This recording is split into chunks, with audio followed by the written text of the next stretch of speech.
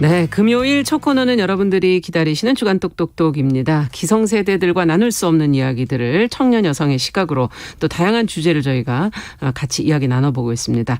자, 오늘도 두 분 자리해 주셨습니다. 개관올로의 이진송 편집장 안녕하세요. 안녕하세요. 네, 그리고 청소년 페미니스트 네트워크 미티의 양재 활동가 안녕하세요. 안녕하세요. 자, 오늘 앞서 화두를 제가 좀 먼저 던졌는데 능력주의와 공정. 요즘엔 공정이라는 얘기를 많이 하고 있잖아요. 그래서 이 두 가지 능력주의라는 것이 과연 공정을 만들어갈 수 있을지 한번 같이 생각을 좀 해봤으면 좋겠습니다. 능력주의라는 게 뭘까요? 이거부터 좀 개념부터 저희가 잘 정리를 해야 그다음 얘기가 좀 펼쳐질 것 같은데. 네, 많이 사용을 하고 있는데요. 네. 원론적인 의미를 설명을 하자면 능력주의는 지능과 노력이라는 능력에 의해서 부나 사회적인 지위가 부여되는 사회를 추구하는 정치 철학 혹은 그런 시스템을 말합니다. 네. 그래서 경제적인 자유주의와도 연관이 있는데요. 이게 예전에는 출신과 배경에 의해서 부와 사회적 지위가 부여됐던 그 귀족주의가 있죠. 이거의 반대 개념으로 처음에 등장을 했기 때문에 처음에는 진보적인 이념으로 간주가 되었습니다. 그랬겠네요. 그때 네. 세습 때는 귀족주의냐 능력에 의해서 발탁되느냐. 네. 예. 그랬죠. 근데 이제 시간이 흐르면서 사실상 이게 학력과 학벌주의를 뜻하게 되고 귀족주의와 크게 다르지 않음이 최근에 좀 드러났다고 볼 수 있습니다. 네. 그렇다면 양재 활동가께서 능력주의를 어떻게 보고 계세요? 흔히들 뭐 그런 얘기들 하잖아요. 능력만 있으면 잘 살 수 있지. 요즘 세상은 뭐 대학 안 가도 결혼 안 해도 능력만 있으면 잘 살 수 있지. 이렇게 얘기하잖아요. 네. 그래서 사실은 능력이라는 게 사실은 능력주의는 말씀하신 대로 개인의 능력에 따라 사회적 지위를 분배하는 보상 인정 시스템이라서 능력에 따른 차별은 공정하다. 차별이 억울하면 능력을 기르면 된다. 뭐 이런 담론이거든요. 그렇죠. 근데 사실 제가 여기서 질문하고 싶은 건 뭐가 능력인가 이런 것도 있었어요. 뭐 이를테면 공부 잘하는 건 능력이고 차별에 대해 예민하게 문제 제기하거나 혹은 뭐 화분을 잘 가꾸거나 이런 건 능력이 아닌가? 사실 우리 사회에서 인정해주는 능력이 있고 그렇지 않은 능력이 있다. 네, 그리고 말씀하신 대로 능력도 세습된다. 그래서 또 다른 세습주의다. 이런 것도 생각해 볼 수 있을 것 같습니다. 네. 두 분이 아주 문제 제기를 다르게 해주시네요. 어쨌든 능력이라는 게 학력과 좀 가까운 거 아니냐는 문제 제기도 해주셨고 지금 여러 가지 질문을 해주셨어요. 어떤 능력이 그러면 정말 능력이냐. 인정받을 수 있는 능력과 인정받지 못한 능력이 있다. 이것도 세습되는 거 아니냐 이런 지금 여러 가지 문제 제기들을 두 분이 해주셨는데 자 오늘 이 능력주의에 대해서 이제 이야기를 해보자라고 두 분이 얘기를 해주셔서 이렇게 생각이 들었던 이유는 무엇인지 뭐 주변에서 느끼신 게 있으니까 이런 얘기를 하신 게 아닐까 하는 생각도 들거든요. 어떤 경험이 있으셨는지 좀 사적으로 좀 얘기를 들어보고 싶어요. 이진송 편집장님. 네, 일단은 공정이 가장 큰 화두가 되면서 청년층에서 이 문제를 해소할 수 있는 것으로 능력주의가 좀 객관적인 해결책인 것처럼 많이 이야기가 되는데요. 가장 좀 개인적이고도 대표적인 사례가 부모님들의 특권이나 권력으로 특혜를 누린 자식들이 SNS에 이제 꼬우면 너네도 부모를 잘 만나라 이런 식의 글을 쓰면서 굉장한 반발을 얻고 그랬었죠. 네, 한편으로는 또 이렇게 부모를 잘 만난 것을 자신의 능력으로 생각하는구나. 네, 그것도 능력 자체에 대한 정의나 해석이 어느 계층에서는 좀 잘못되어 있는데 이거 자체에 대해서 좀 생각해 봐야 되지 않을까? 이제 이런 생각을 많이 하면서 능력주의에 대한 이야기가 좀 필요하고 능력주의가 과연 이렇게 공정을 해소할 수 있는 좋은 해결책인가? 이것이 사실은 정말로 공정한가라는 생각을 많이 하게 됐습니다. 네. 공정과 연결했을 때 이것이 과연 해결책이 될 수 있는가 하는 근본적인 질문, 과연 또 그럼 어떤 것이 있을까 하는 질문을 해주셨어요. 양재 활동가께서는 저도 그런 말씀해주신 뭔가 부모의 사회경제적 지위를 세습하는 문제들에 대한 체감도가 커질 수밖에 없었다고 생각해요. 요 몇 년 새 뭐 공론화된 입시 비리에 대한 논쟁들 이런 걸 보면서 아무리 열심히 해도 사실은 이 부모가 가진 사회적 자원이 없으면 성공할 수 없구나.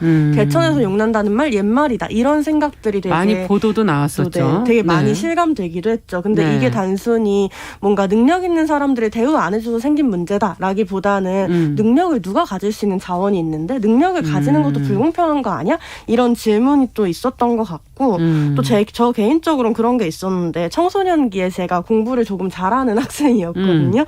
그랬을 때 그 모범생이라는 위치가 되게 도움이 많이 되고 뭐 너처럼 똑똑하고 능력 있는 애들은 정치에 대해 말할 수 있지. 있지. 근데 대부분의 청소년 그렇지 않아라고 얘기하시더라고요. 또 한편으론 대학 거부를 했을 때 야 연대, 고대, 명문대 가고 나서 대학 거부를 해라. 대학도 못 가는 사람들이 학벌에 대해 반대하면서 대학 거부를 한다. 이런 얘기 들었어요. 예. 그러니까 누군가 정치적으로 목소리를 내고 시민권을 행사하는 것조차도 능력이 있어야만 할 수 있는 걸로 여겨지는 사회에 대해서 되게 질문을 가지게 됐고 네. 그런 면에서 사실은 능력이라는 게 사실 이런 기득권이나 권력층이 어떤 조건을 충족해야지만 말할 권리를 주는 방식으로 작동하는 건 아닌가라는 질문을 던지고 싶습니다. 네. 근데 말씀해 주시는 그 능력 모두가 모범생, 말할 정치적인 입장을 말할 수 있는 권리 이런 것들이 다 지금 학벌과 학력과 약간 그쵸. 연결이 되어 있는 네. 능력이 아닌가 하는 그런 생각이 들기도 하고요.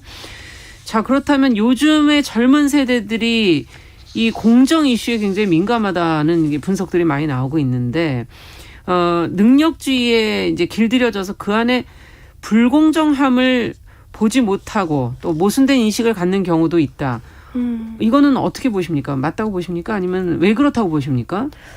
일단은 불평등으로 인해서 능력의 차이가 생긴다는 점 자체를 도외시를 하고 네. 능력의 차이에 근거해서 불평등을 정당화하는 상황이 벌어지고 있어요. 이게 이제 능력주의의 함정인데 예. 그러다 보니까 기울어진 운동장이 있는데 그 기울기를 조정하려는 노력은 하지 않고 그 필드 안에서 기계적인 평등함만을 공정으로 인식을 하고 그 기울어진 조건을 갖게 되는 것조차도 개인의 능력이자 어쩔 수 없는 문제라고 생각을 하는 경향이 있어요. 네. 아까 양재 활동가가 말씀하신 것처럼 이제 공부의 신이라는 드라마에서도 학생들에게 공부의 동기를 부여할 때도 네. 지금 이 사회가 잘못되어 있다면 너희가 공부를 열심히 해서 그 중간에 안으로 들어가야 된다. 거기에서 중요한 위치를 점해야 너희가 사회를 바꿀 수 있다라고 학생들에게 동기부여를 하는 장면들이 나오거든요. 그렇게 함으로써 뭔가 굉장히 이 능력이 없는 사람들은 이거에 대해서 문제를 제기할 능력도 없는 거고 그 근거도 없는 거고. 네네. 그러면서 자기 경쟁에서 처지게 되면 본인의 능력이 부족해서 그렇다는 자괴감이 들기 때문에 끊임없는 경쟁 강박과 불안에 시달리면서도 시스템 자체에 대한 문제보다는 그것을 개인의 문제로 치환하는 그런 문제점이 있다고 봅니다. 그러네요. 개인의 문제화 될 수가 있는 가능성이 좀 높아지네요. 어떻게 보십니까? 양재 활동가께서는? 맞아요. 최근에 되게 공정이라는 게 무척 이슈였죠.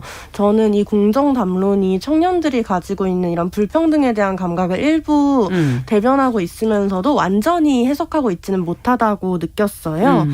그래서 기본소득당 용해인 의원이 국회미래연구원의 한국인의 미래 가치관 조사 보고서를 분석하면서 이 보고서에서 10대나 20대가 다른 세대에 비해 훨씬 더 공평한 소득 분배에 대해 동의한다라는 결과가 있었다고 얘기를 해주거든요. 근데 이런 부분들에서 봤을 때 젊은 세대가 바라는 공정이 정말 미디어에서 표현되는 것처럼 능력에 따른 공정일까? 사실은 시험의 공정, 경쟁의 공정이 아니라 삶의 평등일 수도 있다. 근데 정치권에서 일부만 과잉 확대해서 보는 것은 아닐까라는 생각이 들고 실제로 좀 지금의 청소년 청년 세대가 부모보다 가난한 세대라는 얘기 참 많이들 하시잖아요. 그렇죠. 생활 수준은 나아졌지만 불평등은 그만큼 극심하게 겪고 있는 것이고 그래서 사실 이들에게 체화된 불평등과 경쟁의 감각이라는 게 노력으로 돌파 가능한 수준이 아니고 개인이 능력을 통해 성장할 수 있는 수준이 아니라는 것을 저는 젊은 세대가 누구보다 뼈저리게 느낄 거라고 생각합니다. 네, 진짜 젊은 세대가 말하는 공정이라는 게 과연 무엇일까? 이제 언론과 다른 곳에서 지금 분석들을 하고는 있지만 과연 정확한 것은 무엇일까? 지금 같이 조사해서 삶의 평등을 공정으로 봤다. 그거는 또 생각 안 해본 부분이 아닐까 이런 생각도 들기도 하고요. 자, 그렇다면 앞서 능력주의와 학력주의, 학벌주의 이걸 약간 연계해서 사람들이 많이 생각하는 것 같은데 그러면 학력과 학벌이라는 것도 공정한 것인가 하는 것도 한번 짚고 넘어가야 되지 않을까요? 어떻게 보십니까? 시험을 통해서 점수를 내니까 어느 정도의 공정성은 유지가 되는 건가요? 양재 활동가께 먼저 여쭤볼게요. 저는 애초에 공정한 시험이라는 건 존재할 수 없다고 생각해요. 뭔가 코로나19 이후에 더욱 극심해졌듯이 부모의 소득에 따라 혹은 살고 있는 지역에 따라 학습 격차가 너무도 명백히 나고 있고 그 격차를 무시한 채로 이런 어떤 대입제도 개편 공론화위원회 같은 형식적 절차만 완비한다고 시험이 공정해지진 않는다고 생각해요. 제가 얼마 전에 시리얼이라는 매체에서 한 영상에서 인터뷰이가 개천에서 용나는 세상을 말하기 전에 개천이 왜 생겼고 누가 만들었는지 질문하자라고 얘기를 하시거든요. 이런 근본적인 질문을 네. 그렇군요. 네. 그런 근본적인 질문을 회피하고 그냥 형식만 정비하려는 게 어떤 시험이나 평가 제도들은 아닐까라고 질문드리고 싶습니다. 네. 개천은 누가 만들었고 갑자기 답을 못 하겠네요. 네. 네.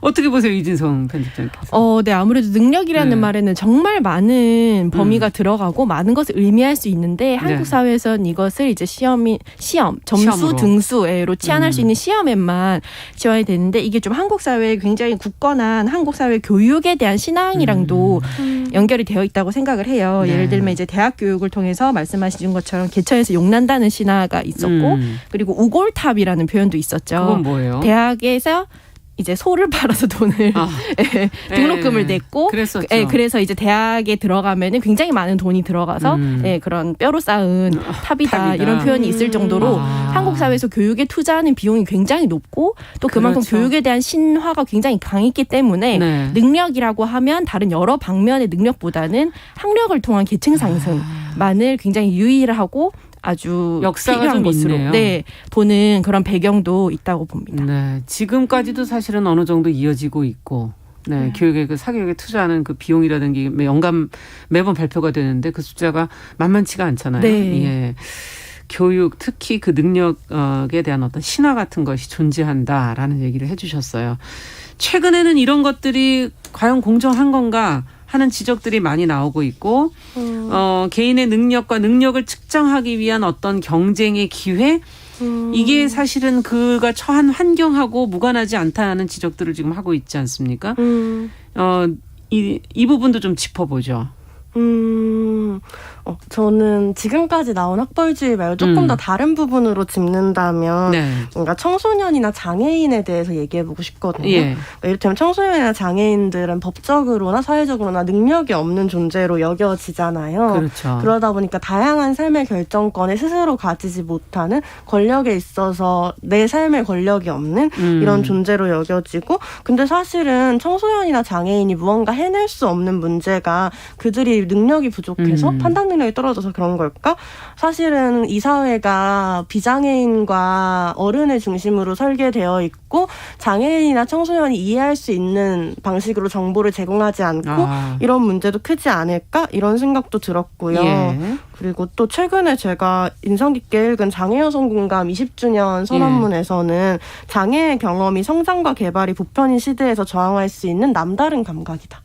이런 말이 나오거든요. 네. 그리고 최근에는 또 SNS를 보면서 비장애인들이 너무 느리다. 오히려 장애인이 느린 게 아니라 비장애인이 변화에 있어서 너무 느리고 태만하다. 이런 얘기를 하는 국회의원도 있더라고요. 그래서 그런 걸 보면서 사실은 누구의 능력을 무엇으로 보고 있는가? 능력을 어떤 누구의 기준으로? 보고 있나? 네, 이런 질문이 다시 들었고 그랬을 때 청소년이나 장애인 같은 이들이 능력 없는 존재로 보이는 것이 아니라 이들이 말하는 삶의 진실이 능력일 수 있다라는 것을 좀 고민해보면 좋겠다는 생각이 듭니다. 그러네요. 어떤 기준으로 보느냐에 따라 뭐 지금 사회에서 일반적인 그런 일 처리의 기준으로 본다면 청소년이나 장애인들이 그 능력이 조금 부족하게 보일 수도 있지만 또 다른 기준으로 본다면 이쪽 비장애인들이 변화의 속도라든지 받아들이는 능력이라든지 다를 수 있다. 어떤 기준이냐에 따라 다를 수 있다. 이진성 편집장께서는 네. 능력주의와 관련된 굉장히 유명한 말이 있는데요. 그 어떤 사람들은 삼루에서 태어났으면서 자신이 삼루타를 친 것처럼 생각하며 살아간다라는 말이 있어요. 이게 미식축구 선수 출신의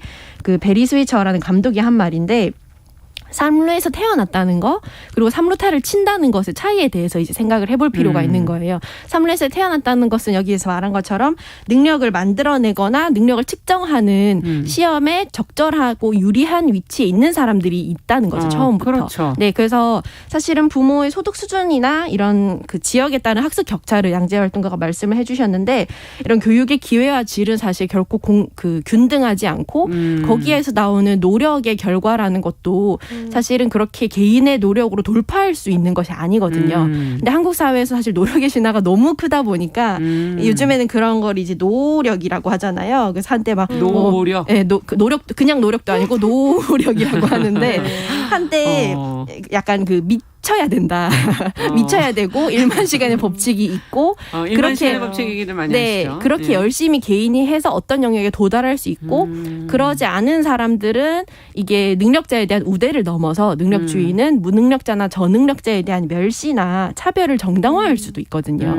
이제 그런 점에서 과연 노력을 할 수 있다는 거, 어떤 실패에도 굴하지 않고 계속해서 시도를 할 수 있다는 것도 사실 환경의 영향을 많이 받아요. 그렇죠. 두 번째 시도를 할 수 있는 기회를 보장받는 사람들만이 끊임없이 노력을 할 수 있는 거고 주변에 어떤 방해 없이 그 일에 온전히 집중할 수 있는 사람들이 노력을 할 수 있거든요. 그렇죠. 네, 예를 들면 청소년들 중에서도 아르바이트를 이제 해야 하는 학생들이 있고 말씀하신 것처럼 이제 장애인 학생들의 경우에는 학교도 지금 변변치 않은 상황이기 때문에 과연 우리가 생각하는 능력이라는 것이 어떤 조건에서 만들어지는지 그 배경을 카메라를 아웃포커싱 하듯이 이렇게 밀어서 좀 더 볼 필요가 있다고 생각을 합니다. 네, 지금 노력이라는 표현을 해주셨는데 능력주의 사회하고 밀접한 관계가 있는 게 바로서도 그 노력이라는 부분, 이것을 안 할 수는 또 없는 거 아닌가 하는 생각도 들면서 그러나 최근에 보면은 뭐 연예인들이나 유튜버들이 큰 돈을 버는 것에 대해서 그래서 또 박탈감을 가지시는 분들도 있거든요.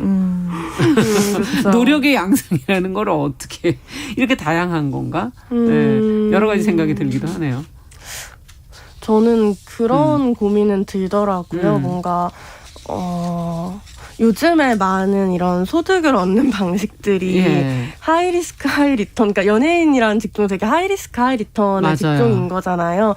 그런 걸 보면서 사실은 저한테 노력을 할 수 있는 조건이라는 건 사실 실패해도 괜찮은, 말씀하신 좀 제2의 길이 있는 것들도 분명히 있을 거라는 느낌을 많이 받거든요. 그러니까 노력을 할 수 있는 환경이라는 건 실패해도 누군가 박수 쳐주고 그 다음도 있고 이래야지 더 나은 미래를 상상할 수 있는 거지. 지금 당장 오늘 먹고 살아야 되면 오늘 먹고 살 것에 대한 노력만 하지 사실 미래에 대한 노력은 하기 어렵잖아요. 그래서 그런 면에서 사실은 누가 그 미래를 기대받고 지원받고 실패해도 박수 받을 수 있는 위치에 있나라는 그 질문이 저도 되게 인상 깊었던 것 같고 그런 의미에서 제가 이거 준비하면서 고민했던 게 혼자서 만든 능력이라는 게 존재할 수 있을까. 되게 산업이 고도화된 사회를 살고 있고 우리가 생산하는 대부분의 지식과 기술은 기존 사회에서 존재했던 것을 발전시키는 과정에 있잖아요. 저도 이 라디오 준비하면서 책을 열심히 읽었거든요. 누구나 마찬가지죠. 그러니까 나 혼자만의 능력으로 만들어냈다고 말할 수 있는 건 사실 거의 없고 그럼 나 혼자만 대가를 다 받아야 된다라고 말할 수 있는 것도 없기 때문에 그리고 내가 아무리 잘해도 상호작용하지 않으면 그 모든 것은 의미가 없잖아요. 내가 아무리 좋은 것을 만들어냈더라도 그랬을 때 우리가 개인이 능력이 있는지 더 많이 묻는 사회가 아니라 좀 각자가 가진 능력이나 개성을 더 어우러지게 할 수 있고 실현할 수 있게 만드는 어떤 문화나 토양을 더 많이 물어봐야 되고 이렇게 능력을 기준으로 누구를 뽑는다라고 했을 때 되게는 천편일률적인 고만고만한 사람들이 뽑히잖아요. 저는 학교의 교사분들을 보면서 맨날 그 생각을 하거든요. 이 사람들은 어떻게 이렇게 비슷할까? 어떻게? 그래서 저는 좀 노력을 하기 위해선 다양한 사람들이 다양한 방식으로 성장할 수 있고 다양하게 노력할 수 있도록 사회에서의 토양부터 바뀌어야 된다. 네, 말씀을 듣고 보니까 노력이라는 게 두 분 다 지금 공통되게 실패에도 불구하고 갈 수 있느냐 없느냐, 그러니까 실패와 연결되어 있는 노력, 그 안에서도 버텨낼 수 있는 노력을 얘기해 주시는 것 같고 개인의 능력이 과연 어디까지냐, 라는 그렇죠. 우리가 살아가면서 어디까지가 내 영역이고 어디까지가 정말 상대가 나에게 영향을 준 영역인지를 구분하기는 참 쉽지 않다는 생각도 들고. 이진성 편집장께서는 어떻게? 네, 말씀해 주신 것처럼 저희가 노력이나 능력을 이야기할 때 사실 필수적으로 선행되어야 할 것이 사회적인 안전망이에요. 어떤 노력을 하거나 뭔가를 시도를 할 때 이 사람이 그것을 실패하거나 얻지 못했을 때 특정한 수준 이하로 떨어지지 않도록 항상 사회적인 안전망이 있어야 되고 이것을 지금으로서는 부모의 능력처럼 개인적인 것에 사실 외주를 주고 있다고도 볼 수 있거든요. 그렇기 때문에 이런 개인적인 안전망이 없는 사람들은 이제 능력주의의 테두리 바깥에서 무능력하니까 뭐 저렇게 되는 거지라는 식으로 방치하고 있는 상황이에요. 그래서 그런 거에 익숙한 상황에서 이렇게 요즘에 좀 그 수입 구조가 바뀌면서 이전에 전통적인 방식으로는 방식과는 다른 그 학벌이나 학력과 무관한 고소득자가 나오기 시작하면서 그렇죠. 사람들이 이제 박탈감을 느끼거나 이제 한다는 얘기가 나오는데 사실 이거는 조선시대 그 산업공상에서 선비들이 굉장히 상인들을 멸시하던 거랑도 전 아직까지 한국 사회에 이런 게 남아있군 이런 생각을 좀 했는데 이게 사실은 학력과 학벌이 신분제로 기능하는 사회이기 때문이라고도 생각을 해요. 일종의 이것도 귀족주의처럼 그런 신분제군요. 네, 그래서 학력이나 학교 차별이 그 차별이 아니라 공정한 경쟁의 결과라고 이야기가 되고 본인이 그거를 통해서 노력을 했기 때문에 시험 성적이나 입시의 결과는 이 능력에 대한 보상이라고 생각을 하는 거예요. 그래서 본인이 그걸 받아야 되는데 본인이 노력한 만큼의 보상보다 더 많은 것을 자기가 보기에는 노력하지 않은 사람이 가질 때 이것은 공정하지 않다 이렇게 생각을 하게 되는 거거든요. 네. 그런데 사실은 이 세계관이라는 게 능력이 기준이라는 거는 너무나 다르고 또 내가 하는 노력이 사실 반드시 내가 원하는 보상을 받지는 않거든요. 그렇죠. 네, 그게 사실은 되게 삶의 어떤 쓰라린 현실인데 맞아요. 우리는 너무나 공부를 통한 노력은 당연히 사회가 나에게 그것을 돌려줘야 된다라고 굳게 믿고 있어요. 그러다 보니까 교육 현장에서 학생들한테 대학 가면 다 돼. 대학 가면은 뭐 살도 빠지고 그렇죠. 애인도 생기고 대학이 만병통치약인 것처럼 돈도 많이 생기고 뭐 5분 더 공부하면은 뭐 아내 얼굴이 바뀐다 이런 급훈이 학교에 걸렸었던 시절도 있고요.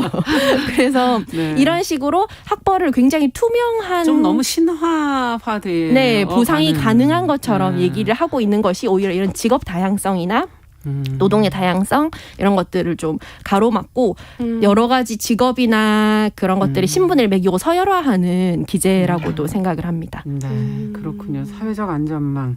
이제는 심리적인 안전망도 좀 필요하지 않은가 하는 생각도 들면서 자 끝으로 능력주의에 의한 이걸 내세운 차별에 대해서 끝으로 저희가 한마디씩 좀 들으면서 정리를 해보도록 하죠. 양재 활동가께 먼저.